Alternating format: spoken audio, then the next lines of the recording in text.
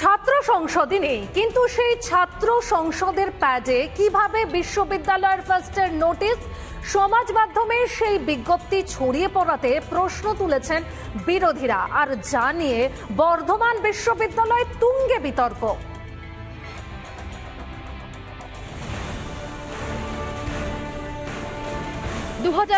সালের পর ছাত্র সংসদ নির্বাচনই হয়নি, অথচ সেই ছাত্র সংসদের প্যাডে বিশ্ববিদ্যালয়ের সোশ্যালের নোটিশ।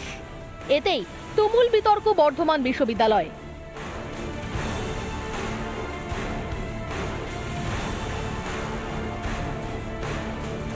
9 জুলাই থেকে বর্ধমান বিশ্ববিদ্যালয়ের সোশ্যাল, সেই অনুষ্ঠান ঘিরে বিতর্ক। সৌজন্যে সামাজিক মাধ্যমে ছড়িয়ে পড়া এই নোটিশ, যা লেখা হয়েছে ছাত্র সংসদের প্যাডে। এইসব কাণ্ডের সঙ্গে যুক্ত এবং কলেজে কাজ চাকরি করে, আমি তালিকা বের করি।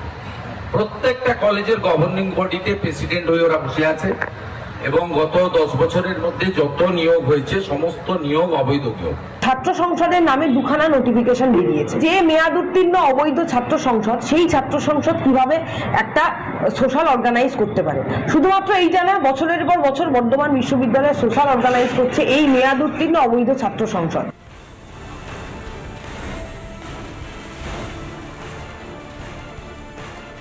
ছাত্রছাত্রীদেরকে জাস্ট ইনফরমেশন একটা দিয়েছিলাম, সেই হিসাবে নোটিফিকেশন করা। আর হাইকোর্টে সম্প্রতি যে রায় দিয়েছে সেটার প্রতিও আমাদের আস্থা আছে।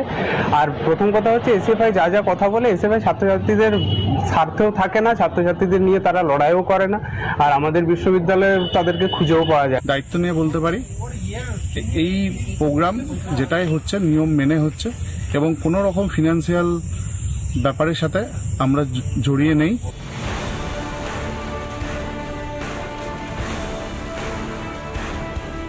কসবা কাণ্ডের পর রাজ্যের সমস্ত কলেজ ও বিশ্ববিদ্যালয়ের ইউনিয়ন রুম বন্ধ রাখার নির্দেশ দিয়েছে হাইকোর্ট।